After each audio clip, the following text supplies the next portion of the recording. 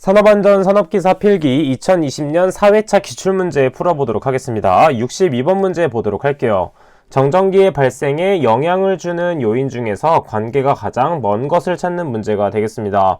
정전기의 발생에 영향을 주는 요인으로서는 물질의 표면 상태, 물질의 분리속도, 물질의 특성이 있으며 추가적으로 접촉 면적 및 압력, 그 다음에 물질의 이력 등이 있겠습니다. 따라서 물질의 온도와는 상관이 없기 때문에 4번이 정답이 된다 체크해 볼 수가 있겠죠. 다음 문제 보도록 할게요. 67번 문제 보도록 하겠습니다. 관내를 액체가 이동할 때 정전기가 발생하는 현상은 무엇인가? 자, 액체가 이동하는 것이기 때문에 유동대전과 연관지어서 봐주시면 되겠습니다. 자, 그럼 첫 번째 마찰대전은 무엇이냐면 말 그대로 마찰할 때 발생하는 대전으로서 두 물체 사이의 마찰로 인해서 발생되는 것이다 라고 봐주시면 되겠고, 두 번째 박리대전이란 무엇이냐면 일정한 압력으로 밀착되었던 물체가 떨어지면서 자유전자가 발생이 되는데 마찰대전보다는 더 큰 정전에너지를 발생하게 됩니다. 자, 그것이 바로 박리대전. 자, 그럼 분출대전은 무엇이냐면 말 그대로 분출을 했을 때 발생하는 대전으로서 기체나 액체가 작은 분출구로 분출을 할 때 발생하는 것이 바로 분출대전이 된다 연관 지어주면 되겠습니다. 다음 문제 보도록 할게요. 71번 문제 보도록 하겠습니다. 필해침의 여유도가 25%이고 변압기의 충격 절연 강도가 1000kV라고 한다면 필해침의 제한 전압은 몇 kV가 되겠는가? 자, 이것은 보호 여유도를 구할 수 있느냐 없느냐를 보는 문제가 되겠습니다. 보호 여유도. 자, 이것은 퍼센트로 봤을 때 공식은 어떻게 되는지 한번 보도록 하겠습니다. 자, 공식을 적을 때는 항상 선을 하나 그어놓고 시작해 보도록 할게요. 자, 먼저 분모에는 무엇이 들어가는지 보도록 하면 제한전압이 분모에 들어간다라는 걸 알 수가 있습니다. 제한전압. 자, 그래서 분자에는 무엇이 들어가냐면 충격 절연 강도, 그 다음에 분모에 있었던 제한전압을 빼주시면 됩니다.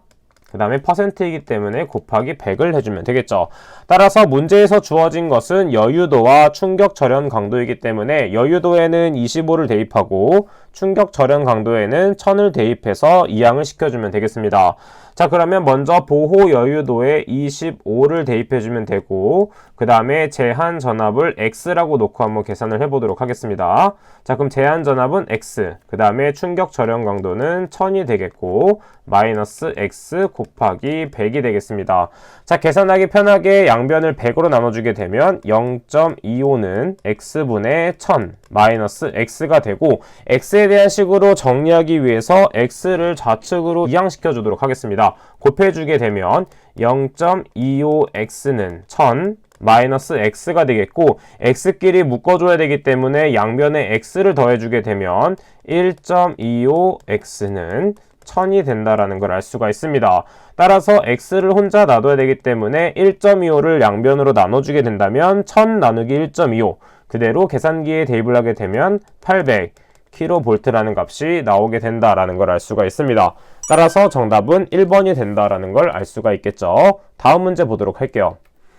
72번 문제 보도록 하겠습니다. 산업안전 기준에 관한 규칙에서 말하는 특수화학 설비로 옳지 않은 것은 무엇인가? 자, 지금 보게 되면 1번, 2번, 4번에 대한 내용은 특수화학 설비에 대한 내용이고 3번 보기에는 어떤 걸 수정해줘야 되냐면 온도가 섭씨 100도 이상으로 운전되는 설비가 아니라 350도 이상으로 운전되는 설비에서 적용이 되겠습니다. 따라서 옳지 않은 것은 3번이 된다 체크해 볼 수가 있겠죠.